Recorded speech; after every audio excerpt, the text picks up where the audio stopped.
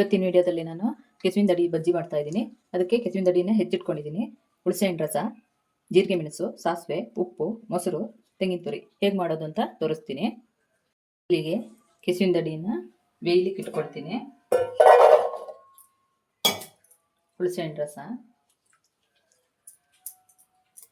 ಉಪ್ಪು,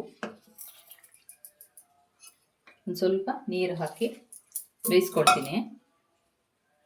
ಇದನ್ನೊಂದು 5 ನಿಮಿಷ ಬೇಯಿಸಿದ್ರೆ ಬೆಂದೋಗ್ಬಿಡುತ್ತೆ, ಬೇಗ ಬೇಯುತ್ತೆ.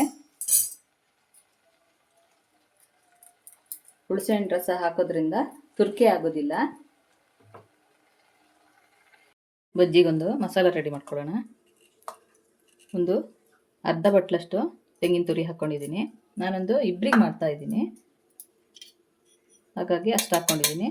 ಜಾಸ್ತಿ ಜನ ಆದರೆ ಜಾಸ್ತಿ ಹಾಕ್ಕೊಂಡಿದ್ದೀನಿ. ಜೀರಿಗೆ ಮೆಣಸು ಖಾರ ಬೇಕಾದಷ್ಟು ನೋಡಿ ಹಾಕ್ಕೊಳ್ಬೋದು. ಚೂರು ಉಪ್ಪು ಹೋಳು ಬೇಯಲಿಕ್ಕೆ ಹಾಕ್ಕೊಂಡಿದ್ದೀನಿ. ಇದಕ್ಕೆ ನೋಡಿ ಹಾಕ್ಕೊಳ್ಬೇಕು.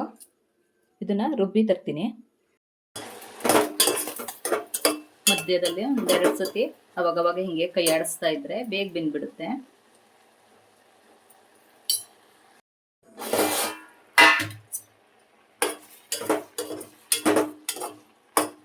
ಇದು ಹೋಳೆಲ್ಲ ಕರಗಿ ಹೋಗುತ್ತೆ. ನಾನು ನಾರು ತೆಗೆದು ಮಾಡ್ತಾ ಇದ್ದೀನಿ. ಚಿಗುರಾದರೆ ನಾರು ತೆಗೆಯೋದು ಬೇಡ, ಹೀಗೆ ಹೋಳು ಹೆಚ್ಚಾಕಿ ಬೇಯಿಸ್ಕೊಬೋದು, ಅದೇನು ತುರ್ಕೆ ಆಗೋದಿಲ್ಲ.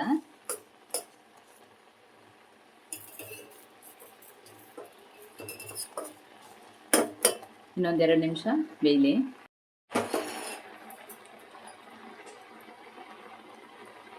ಸಾಕು, ಇದು ಬೆಂದಿದೆ. ಸ್ಟವ್ ಆಫ್ ಮಾಡ್ಕೊಳ್ತೀನಿ. ತುಂಬ ಸಿಂಪಲ್ಲು, ಆದರೆ ಅಷ್ಟೇ ರುಚಿಯಾಗಿರುತ್ತೆ. ಉಪ್ಪು ಹುಳಿ ಕರೆಕ್ಟಾಗಿ ಹಾಕಿ ಮಾಡಿಕೊಂಡ್ರೆ ಈ ಬಜ್ಜಿ ಒಂದೇ ಊಟ ಮಾಡ್ಲಿಕ್ಕೆ ಸಾಕು. ಅಂದರೆ ಸಾಸಿವೆ ಇದು ತಣ್ಣಗಾಗಬೇಕು, ಆಮೇಲೆ ಮಸಾಲ ಸೇರಿಸ್ಕೊಳ್ಬೇಕು. ಹೋಳು ತಣ್ಣಗಾಗಿದೆ, ಅದಕ್ಕೀಗ ರುಬ್ಬಿರೋ ಮಸಾಲ ಹಾಕ್ಕೊಳ್ತೀನಿ.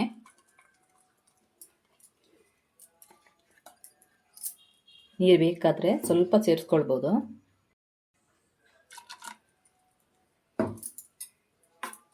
ಇದಕ್ಕೀಗ ಮೊಸರು ಸೇರಿಸ್ಕೊಳ್ತೀನಿ.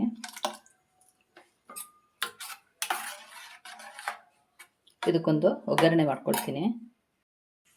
ಸ್ವಲ್ಪ ಎಣ್ಣೆ ಹಾಕ್ಕೊಂಡಿದ್ದೀನಿ. ಸಾಸಿವೆ, ಜೀರಿಗೆ, ಒಣಮೆಣಸು, ಕರಿಬೇವು,